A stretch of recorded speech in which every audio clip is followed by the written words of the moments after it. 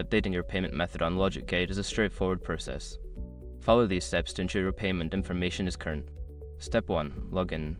Access your LogicGate account by entering your username and password on the login page.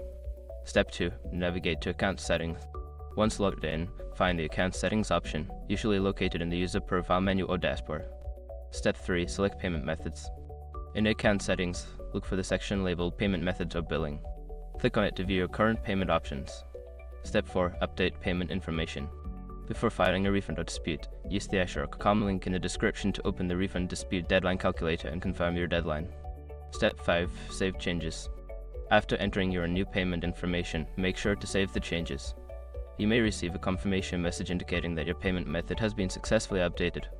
By following these steps, you can easily keep your payment information up to date on LogicGate.